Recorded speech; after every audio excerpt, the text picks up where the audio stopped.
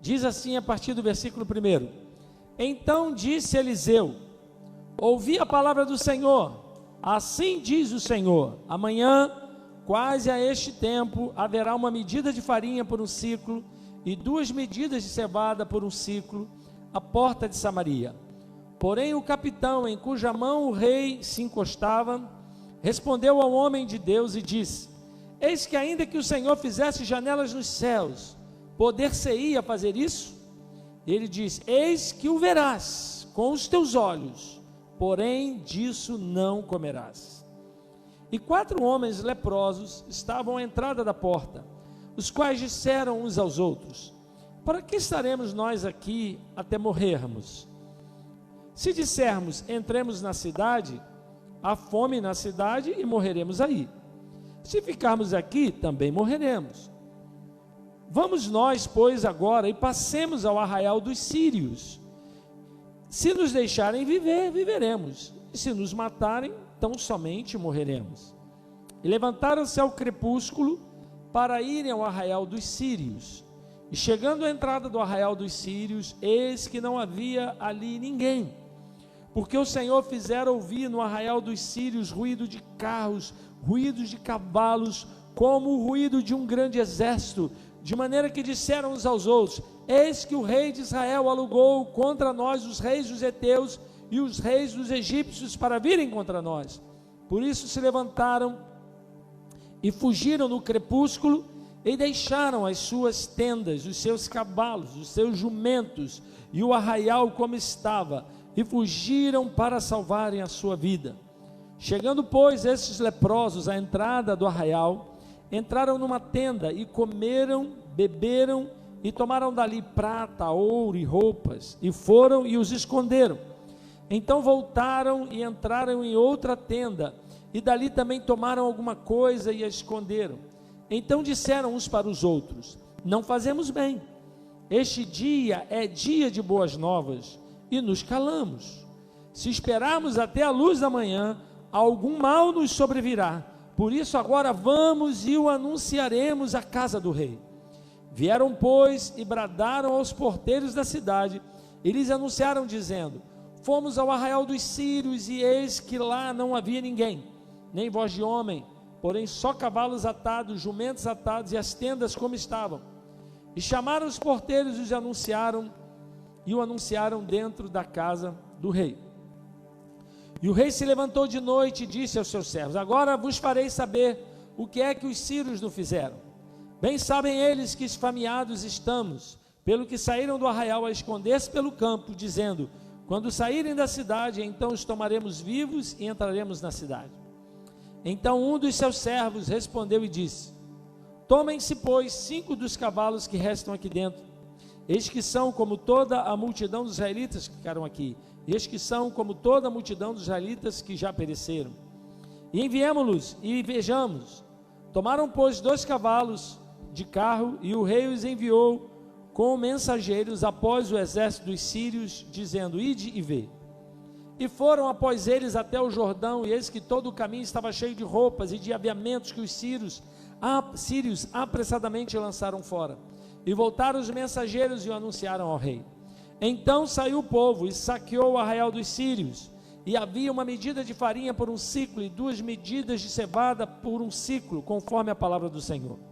E pusera o rei à porta o capitão, em cuja mão se encostava, e o povo o atropelou na porta e morreu, como falara o homem de Deus, o que falou quando o rei descera a ele. Porque assim sucedeu como o homem de Deus falara ao rei, dizendo: amanhã, quase a este tempo, haverá 2 medidas de cevada por um ciclo e 1 medida de farinha por um ciclo à porta de Samaria. E aquele capitão respondeu ao homem de Deus e disse: eis que ainda que o Senhor fizesse janelas nos céus, poderia isso acontecer? E ele disse: eis que o verás com os teus olhos, porém dali não comerás. E assim lhe sucedeu, porque o povo o atropelou à porta e morreu. Vamos orar, feche teus olhos. Obrigado, Senhor, ministra-nos a tua palavra, de forma que ela nos alimente, nos ensine. Pai, que a tua palavra venha sobre nós, como, ó Deus, é vida no nosso coração, sopro da tua boca sobre nós. Queremos ouvir a tua voz, e que o Senhor nos abençoe, em nome de Jesus. Quem crê, diga amém. Shalom, amém. Já ia falar, pode sentar. Se você estiver em pé em casa, pode sentar. Aleluia, é saudade isso, né? Amados, entenda bem algo. Quero dar o contexto rapidamente, porque lemos todo o capítulo 7, mas há um contexto importante, que é do cerco de Samaria. Samaria estava cercada, havia os sírios, Ben-Hadad, rei da Síria, havia juntado o exército, subiu e cercou Samaria.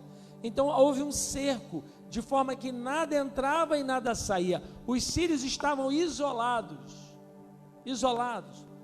não podiam sair de casa, né? Como nós hoje estamos nesse confinamento, né? Nesse confiamento, como eu falei, nós estamos confinados, mas confiados. Então eu creio que é um tempo que Deus nos chama a confiar nele. Por isso eu quero dizer para você, o tema de hoje é mais perto do que pensas.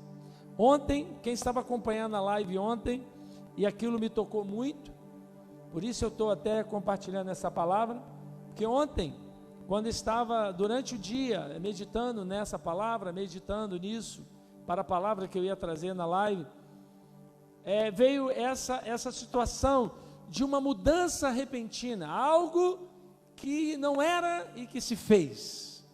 Por quê? Porque o poder de Deus é grande o suficiente para amanhã, para daqui a pouco, para em um instante mudar a nossa história, mudar a nossa vida. Talvez você esteja hoje nos ouvindo e nos vendo, e você está talvez dentro de uma situação de depressão, de angústia, de perda, de tristeza profunda, mas eu quero dizer para você que o Senhor pode virar uma chave na tua vida hoje, nessa palavra, nesse dia, e a sua vida não será mais a mesma.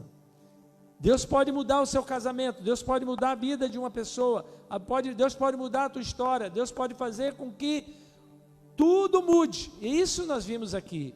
Samaria estava cercado, Samaria estava completamente ilhada, isolada, de forma que como não entrava nada, nem saía nada, o povo estava lá dentro numa desordem, havia lixo, havia sujeira, havia fome, porque a comida foi acabando, e se você depois ler o texto todo, eu convido você a ler todo o texto, o contexto que vai do versículo 24, a partir do capítulo 6, diz que a fome foi tão grande que vendia uma cabeça de jumento por 80 ciclos de prata.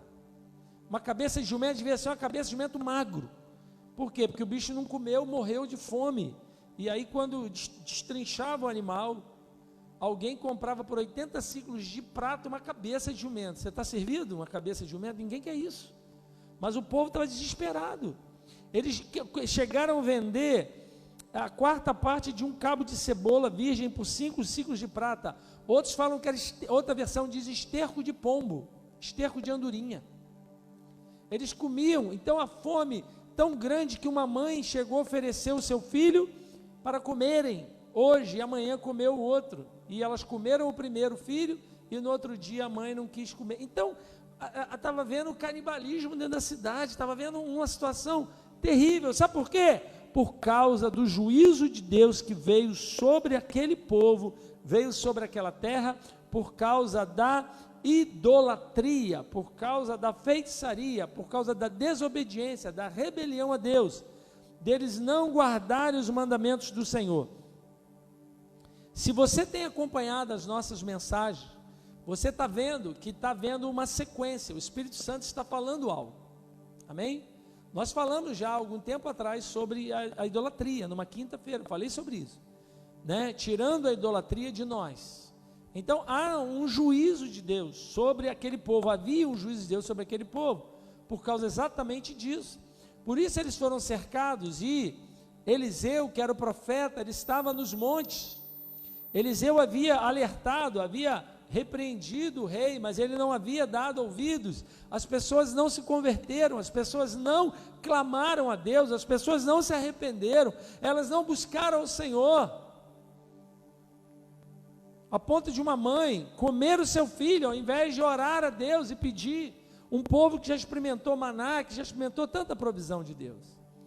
E o rei estava naquele momento. E aí, O rei manda buscarem Eliseu, não para que Eliseu intercedesse, mas mandaram buscar Eliseu para matar Eliseu. E aqui eu quero entrar no primeiro tópico aqui para você. O primeiro ponto que eu quero abordar aqui é o problema da transferência de responsabilidade. Nós temos que parar de transferir responsabilidade. Nós precisamos começar a assumir a responsabilidade. Deus não está buscando culpados, mas Deus está buscando responsáveis, compromissados, homens e mulheres que chamem para si a responsabilidade de buscar ao Senhor, de clamar ao Senhor, de entrar na brecha, de interceder, de, jejuar pela situação, em nome de Jesus. Eu creio que Deus está às portas da mudança. Ontem, na live, eu falei isso, eu me senti assim, irmãos, o Espírito Santo me tomando ali, e eu comecei a profetizar naquele momento, liberando essa palavra, falando que o Senhor amanhã iria virar essa situação, e amanhã era hoje. E ontem, hoje de manhã eu não tinha visto ainda, eu vi um vídeo de testemunho de crianças que no mundo estão orando, e tinha algumas crianças que tiveram sonhos, e uma das crianças, está o vídeo, a postagem está no Facebook, eu não salvei nem nada, mas o pai dizendo que o filho dele teve um sonho, e no sonho ele via 30 de abril, o céu se abrindo, e que Jesus, o leão e o cordeiro, nas duas pessoas, um animal que era cabeça de leão e corpo de cordeiro. Olha o discernimento de uma criança, que viu uma planta gigante com uma coroa. Ele não sabia que coronavírus tem a ver com coroa, o pai falando. E ele, na visão do sonho, ele via uma planta se enrolando no planeta, apertando o planeta, e clamando. E vários dias ele teve esse sonho, e no último sonho que ele teve, essa planta já era fraca, e o céu se abria e rasgava, o leão vencia a planta verde, e vinha a 30 de abril, a data 30 de abril, que é hoje. E ontem eu justamente levantei nesse tempo, dizendo, amanhã, falando de hoje, Senhor, não queremos, é hoje, na virada do dia, que venha uma cura, que venha um remédio. E hoje já começaram a noticiar alguns remédios, aí um vermífugo, não sei o que, tem algumas coisas espalhando aí. Ok, lá também nos Estados Unidos, hoje foi liberado um remédio, Resenevir, uma coisa assim, e está sendo liberado, aleluia.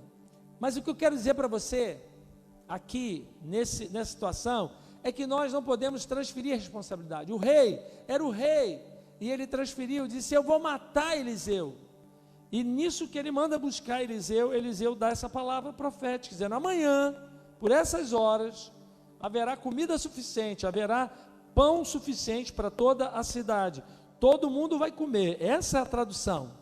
Por essas horas haverá, por um ciclo, haverá alimento por um ciclo, haverá a fartura. O que ele está querendo dizer? O que ele estava querendo dizer aqui? É que haverá fartura. Uma medida de farinha por um ciclo, 2 medidas de cevada por um ciclo. Ou seja, a comida teria tanta comida que seria de graça, barato, todo mundo poderia comprar. E aquela vitória viria sobre aquele povo ali. Amém? Então, amados, muitas vezes nós ficamos como esse rei, transferindo responsabilidades, achando que é como algumas pessoas. Por que Deus permite o vírus? Deixa eu dizer algo para você, que ontem eu tive um discernimento sobre a questão do vírus. Deus avisa e ninguém dá ouvidos. A lei de Deus, a Bíblia diz que a lei do Senhor é perfeita. Na Bíblia o Senhor diz, não comam animais imundos, não comam animais que não sejam liberados. Por quê? Porque esse vírus estava dentro de um animal, esse vírus foi feito por Deus, e ele tem uma atividade boa, porque tudo que Deus faz é bom. Deus fez o vírus para viver dentro daquele animal. Eu não sou cientista, eu não sei, mas talvez esse vírus dentro daquele animal, é um morcego, não sei o que lá, né? Na China, esse vírus sirva para sintetizar alguma coisa, para potencializar alguma coisa. Deus fez uma cadeia equilibrada, perfeita e harmônica, mas o ser humano entra e desobedece à lei de Deus. Quando alguém começa, e provavelmente foi isso, um sacrifício, ou um alimento, ou se alimentou daquele animal indevidamente, porque Deus proibiu isso, está na palavra, não coma morcego, não coma rato, não coma isso, não coma aquilo. e várias coisas ali, e o homem quando come se expõe a essas enfermidades, se expõe. Então a gente é a culpa de Deus. Não foi Deus que fez, Deus avisou. O ser humano é que não está ouvindo o que Deus está falando. Você na sua casa, quantas vezes você já ouviu a palavra de Deus? Quantas vezes alguém já disse para você? Quantas vezes o Senhor tem falado com você, jovem, homem, mulher? Esses dias eu vi um testemunho de uma senhora que estava perplexa, que ela falou: eu estava aqui no restaurante conversando com a minha irmã, contando do meu problema, da luta que a gente estava enfrentando, meu pai está internado, assim, saiu uma mulher daquele lado lá, ele falou, mostrou a mulher, está vendo aquela mulher? Ela está filmando, vendo aquela mulher, ela saiu do lugar onde ela estava, ela não ouviu minha conversa, veio aqui, bateu no meu ombro e falou: olha, o seu pai não vai morrer, fique tranquila, o seu pai não, Deus manda te dizer que seu pai não vai morrer. E aí mandou o recado para ela. Irmãos, quantas pessoas têm tido essa experiência? Quantas pessoas? Quantas pessoas? Abre a televisão, está lá o R.R. Soares pregando, está lá o Silas Malafaia, está lá o Josué Valandro, está lá alguém. Abre a internet, tem uma mensagem, tem uma palavra de Deus. Abre lá no teu Watch lá, TV, lá do Facebook, entra lá Igreja Unspo, lá com o culto de quinta-feira. E o que você faz? Talvez até hoje você tenha pulado aqui lá, coisa chata, ficar ouvindo o pastor, muda isso aí. Deus está te avisando, você não está ouvindo. Quantas vezes Deus nos avisa, irmãos? Eu quero dizer para você que todas as lutas e problemas que eu passei na minha vida, Deus me avisou antes. Algumas eu percebi, outras eu só fui sacar depois. Eu falei: Senhor, o Senhor me falou e eu não percebi. Então pare de transferir responsabilidade. Não transfira mais a responsabilidade. Amém? Eu quero dizer para você também que o momento do agir de Deus está no controle da sua soberania. Deus é soberano e Ele tem sob o seu controle os tempos, os momentos, as estações, as eras, as fases. Deus tem todas as coisas sob debaixo da sua soberania. Essa semana começaram a publicar, não sei se é verdade, a ONU está anunciando o Macron, que é o presidente da França, como um possível líder mundial. Parece que essa semana saiu uma ordem, uma campanha da OMS para uma associação global para comando da saúde no mundo, para que fazer um governo único. O Papa, segundo eu tenho notícia, tinha uma assembleia marcada agora para maio, foi transferida para outubro, onde eles vão fazer um concílio, uma reunião sobre educação, sobre meio ambiente, e há indícios muito fortes de que ali será anunciado uma coalizão global. Parece que só que ficou fora disso o Brasil, Estados Unidos e Reino Unido. As 3 nações mais evangélicas do mundo. Reino Unido é berço da reforma, do luteranismo, do anglicanismo. Então eu quero dizer para você, meu amado, que as coisas estão aí. Então nós precisamos entender que o momento está debaixo da soberania de Deus. Deus está no controle, diga glória a Deus. Esse nosso tema de hoje, ele fala sobre algumas coisas importantes. Mostra aí 4 leprosos. Eu quero dizer para você que essa palavra, ela fala sobre muito mais leprosos do que esses 4. Sabe por quê? Porque o estado daquelas pessoas era um estado de lepra, era um estado de maldição, um estado de juízo. E haviam 4 leprosos do lado de fora, mas haviam muitos leprosos da alma, do lado de dentro. Porque a condição, essa lepra, daqueles leprosos, fala da condição humana. Leprosos na alma, há uma corrosão na alma, há algo que atinge as pessoas hoje. Irmãos, hoje nós vemos uma sociedade extremamente bem sucedida. Nunca se teve tantas facilidades. Os ônibus hoje em dia têm ar-condicionado, os trens têm ar-condicionado, metrô, avião, você compra em 10 vezes, passagem, você compra. Então as coisas são relativamente fáceis, mas hoje nós vivemos no meio de uma sociedade que a alma das pessoas está extremamente debilitada, extremamente ferida, extremamente, como se diz, fragilizada. Homens fragilizados, mulheres fragilizadas, jovens, adolescentes, cheios de energia, mas fragilizados. Sabe o que é isso? É essa lepra na alma, é algo que não é do lado de fora. Aqueles 4 leprosos, eles eram na carne, eles eram leprosos na carne, mas eles não eram mais leprosos na alma. Mas aqueles que estavam dentro da cidade, eles estavam, todos eles, acometidos, famintos, leprosos. Agora, a boa notícia é que Jesus é aquele que cura a nossa lepra. Jesus é aquele que nos liberta da lepra, seja por dentro, por fora, seja circunstancial, seja familiar, seja o que for. Jesus é aquele que nos liberta, amém? Esses 4 leprosos, eles podem representar muito bem a igreja, porque são aqueles banidos, são aqueles que as pessoas desprezam. O evangelho, esses 4 leprosos apontam para o evangelho, que é banido, que é perseguido, mas que são exatamente esses 4 leprosos que podemos dizer aí que seriam os 4 evangelhos.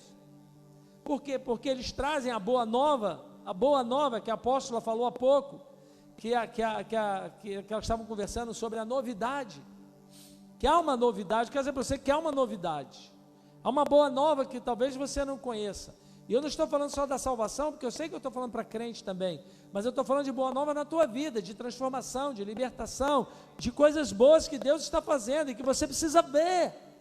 Mas para que a gente possa receber, o tema da mensagem é mais perto do que pensas. Eles estavam há semanas trancados dentro de uma cidade, talvez já achando que não tinha mais jeito, achando que vai acabar tudo. Esse é o nosso fim, esse é o nosso final. Só que tem uma história nova, tem algo diferente. A solução está mais perto do que tu pensas. Aleluia, Deus já estava agindo. Você sabia? Deus já está agindo. Aleluia. Você pode dar um glória a Deus aí na tua casa? Catuca quem está ao teu lado e fala assim: Deus já está agindo a teu respeito. Glória a Deus. Eu creio.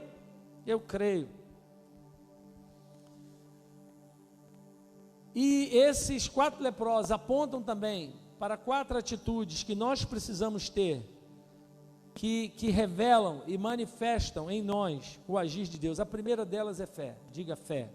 Eu não vou falar hoje sobre fé, porque esses dias nós pregamos aqui a aventura da fé. Por isso eu estou te falando que é uma sequência, o Espírito Santo está falando, amém? Então por isso que você não está confinado, você está confirmado, você está confiado no Senhor. Deus está te dando alimento para que quando você sair, quando a igreja voltar, ela vai voltar explodindo, ela vai voltar avançando. Aleluia! Pode dar um glória a Deus aí, um amém? Alguém com algum crente aí? Que bom! Então, amados, fé, crendo que o melhor está preparado para nós. Nunca duvide do Senhor. Olha para a vida do capitão, não vou pregar sobre ele hoje. Olha para a vida do capitão. Ele foi o receptor da palavra. O Eliseu falou primeiro para ele. Eliseu chegou para ele e falou: olha, ele estava recebendo a palavra, falou para ele: olha, diga para o rei, amanhã, por essas horas, vai haver fartura em Samaria, porque o Senhor vai derramar. E o que ele disse? A gente fosse hoje, diria o quê? É ruim, hein? É ruim. Ô pastor, é ruim, pastor. Você acha que Deus vai poder fazer isso? Ainda que Deus abra uma janela no céu, vai chover. Vai chover comida, apóstolo? Vai chover comida? Qual foi a resposta que o capitão levou? Que não seja que você receba de Deus. Deus falou: você vai ver, mas não vai comer. Então nunca duvide do Senhor. Creia. O que aconteceu com ele? Quando a bênção chegou, ele ficou na porta, o povo atropelou ele morreu pisoteado, viu e não comeu. Se cumpriu a palavra do profeta. Irmão, toda palavra profética vai se cumprir. Palavra profética, se foi Deus que falou, aguarde, porque Deus vai fazer. Segunda atitude que precisamos ter: a primeira é fé, a segunda é discernimento. Precisamos ter discernimento para revelar e manifestar o agir de Deus em nossa vida, em nossa casa, em nossa nossa existência. Discernimento por quê? Olha só aqueles 4 leprosos. Eles estavam do lado de fora da cidade e falaram assim: ó, se a gente ficar aqui, se a gente fica aqui, a gente vai morrer. Se a gente entrar na cidade, não tem comida lá, a gente vai morrer. Então por que a gente não faz o seguinte? Lá no Arraial dos Sírios tem comida, vamos lá. Se eles deixarem a gente comer, tiver misericórdia da gente, a gente vai comer, vai sobreviver. Se eles nos matarem, a gente vai morrer mesmo. Aqueles homens tiveram discernimento. Sabe o que é o discernimento, irmão? Você não tem nada a perder. Sabe por quê? Porque a Bíblia diz que o mundo já está condenado. O mundo jaz no maligno. Jesus não veio para condenar o mundo, não. Jesus veio para salvar. Porque sem Cristo nós já estamos condenados. Já estamos perdidos. Jesus, ele vem para trazer a graça, o amor, a presença de Deus na nossa vida. Então, o discernimento, o que eles entenderam? Vamos lá, vamos entrar no Arraial dos Sírios, vamos lá, vamos pedir comida. A gente chega lá, porque você sabe que o leproso, ele não podia se misturar, por isso que eles andavam juntos, eles viviam fora da cidade. Por quê? Porque o leproso, ele era imundo, considerado imundo. Então o leproso, para chegar perto das pessoas, ele tinha que vir com um barulho, normalmente era um sino, alguma coisa, e eles vinham balançando aquilo, dizendo: leproso, leproso, imundo, imundo, e as pessoas saíam. Então eles não podiam estar ali, então eles teriam que estar lá, era um risco. Mas eles falaram: a gente vai morrer de qualquer jeito. Irmão, para pensar, o que você tem a perder em confiar em Deus? Nada, nada, nada. Confiar em Deus é sempre a melhor saída. Buscar de Deus é sempre a melhor resposta. Eles tiveram discernimento, entenderam o momento. Às vezes a gente não entende o momento. Às vezes a gente não entende o momento. Nós pregamos esses dias sobre o talento. Aquele que pegou o talento escondeu. Ele não entendeu o momento. Ele não entendeu que aquele talento era uma oportunidade. Ele não entendeu que aquela pandemia, que essa pandemia, que esse isolamento é uma oportunidade de você restaurar a tua família, é uma oportunidade de você, sabe, se voltar para o Senhor, é uma oportunidade de você fazer as pazes com o teu irmão, é a oportunidade de você pedir perdão a alguém, é a oportunidade de você se consertar com o Senhor, é a oportunidade de você santificar a sua vida, de repente de você mudar o rumo da tua vida profissional. É uma oportunidade. Eles entenderam. E eles entraram.